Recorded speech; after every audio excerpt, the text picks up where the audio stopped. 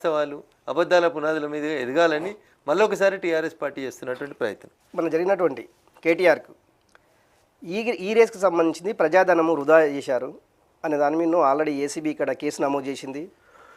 ED కూడా రేపు జనవరి 7వ డేట్ నాడు హాజరు కావాలని కూడా ఉంది. దీని మీద పూర్తి అంటే విశ్లేషణ అంటే నిజంగా ఈ కేసుల్లో కేటీఆర్ గారికి బెయిల్ వచ్చే అవకాశం ఉందా? నిజంగా ఈ కేసుని ఏ విధంగా చూడాలంటారు? ఇంకా అరెస్ట్ కాకముందే రఘునందన్ రావు అరెస్ట్ చేసిండు అంటారు.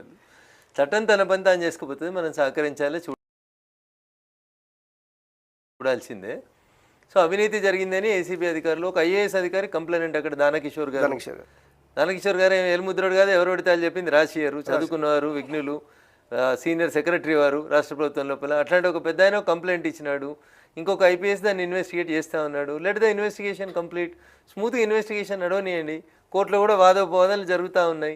పెద్ద పెద్దలందరూ చర్చించుకుంటారు కదా, మనం స్టూడియోలో ఎందుకు చర్చించాలి? అట్లనే కాదు, ఫలితం ఎట్లుంటుందో చూద్దాం, వెయిట్ అండ్ సీ. ఎందుకంటే మీరు ఒక న్యాయవాదిగా, అందుకనే చెప్తున్నానే, అందుకనే ఒక అడ్వకేట్గానే చెప్తున్నా. కోర్టులో విషయం ఉంది, మనం మాట్లాడితే సబ్ జ్యుడిస్ అవుతుంది.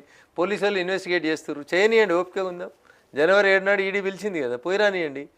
వాళ్ళే అంటుంటారు కదా, మేము దేనికి భయపడ్డాం, ఎవరికి భయపడ్డాం, పోయిరాని ఈడీ ముందుకు పోయించినాక చూద్దాం, అప్పుడు మాట్లాడుకుందాం. నిజంగా ఏ తప్పు చేయందే ఏసీబీ కేసు ఫైల్ చేస్తుందా? ఏ తప్పు చేయందే ఈడీ నోటీసులు ఇస్తుందా? ఏ తప్పు చేయందే రాష్ట్ర ప్రభుత్వం సంబంధించినటువంటి అసెంబ్లీలో చర్చ జరుగుతుంది అంటే?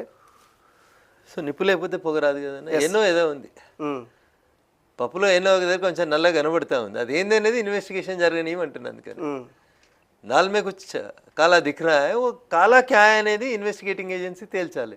అందుకని ఇప్పుడే ఎందుకు తొందరపడు, కొంచెం సంయమనం పాటిద్దాం. Let the investigating agency complete it's investigation, అప్పుడు తప్పకుండా వస్తా, తప్పకుండా మాట్లాడు. ఒక చర్చ అయితే బలంగా సాగుతుంది స్టేట్ బీజేపీలో. బండి సంజయ్ అధ్యక్షుడు ఉన్నప్పుడు బండి సంజయ్ని తప్పించడానికి చాలామంది చాలా రకాలుగా కుట్రలు చేశారు. అందులో రఘునందన్ కూడా ఒక దాంట్లో కుట్రదారుగా ఉన్నారు. అది ఎంతవరకు పనిచేసింది? నిజంగా బండి సంజయ్ని అధ్యక్ష పదవి నుంచి తొలగించడానికి రఘునందన్ పాత్ర ఉంది అంటే 100% అబద్ధం. నాకు అంత శక్తి లేదు, నేను ఒక సామాన్య కార్యకర్తని. నాకు ఎవరిని తొలగించగాని పెట్టించేంత గొప్ప శక్తి నాకు ఉందని నేను అనుకోవట్లేదు. నాకు సామాన్య కార్యకర్తని, పార్టీ లోపల కార్యకర్తగా పనిచేసుకుంటూ పోతాడు. మీరు అడిగిన ప్రశ్న 100% అబద్ధం, అవాస్తవం. అబద్ధాల పునాదుల మీదుగా ఎవరో నన్ను బదనాం చేయాలని చేస్తున్నటువంటి కుట్ర. అధ్యక్ష రేసులో రఘునందన్ రావు ఇంకా ఉండా పక్కకు జరిగిండు అంటే భారతీయ జనతా పార్టీ కార్యకర్తలు అందరూ కూడా ఆ శక్తి సామర్థ్యాలు ఉంటాయి. పార్టీ ఎప్పుడు ఎవరికి ఏ స్థానం ఇస్తే ఆ స్థానంలో పనిచేయడానికి మేము సిద్ధంగా ఉంటాం.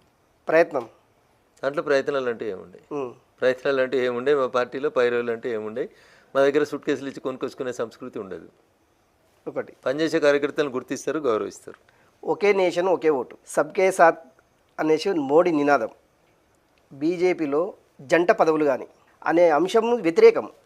కానీ ఇక్కడ తెలంగాణ బీజేపీ చూస్తే మాత్రం మంత్రి పదవి, అధ్యక్ష పదవి, దీన్ని ఏ విధంగా చూడాలంటారు?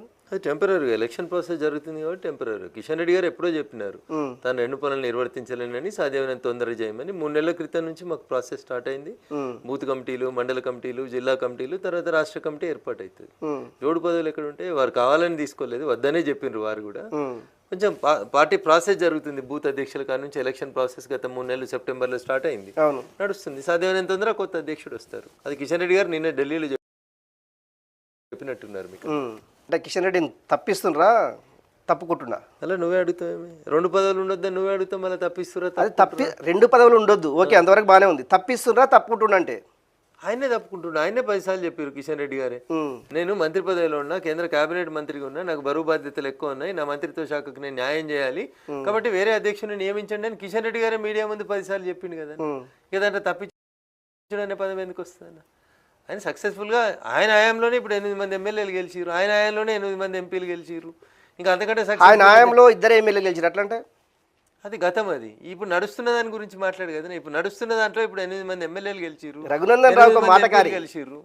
రఘునందన్ రావు మాటకారి అంటే గతంలో కూడా కిషన్ రెడ్డి అధ్యక్షుడు ఉన్నారు, అప్పుడు 2 మాత్రమే ఎమ్మెల్యేలు గెలిచారు. ఈ రోజు కిషన్ రెడ్డి 8 మంది ఎంపీలు గెలిచారు అంటారు. ఈ రోజు సిచ్యువేషన్ మాట్లాడుతున్నాను నేను, గతంలో ఏం జరిగిందనేది వద్దన్న, ఇప్పుడు ఏం నడుస్తుందో మాట్లాడుకుందాం.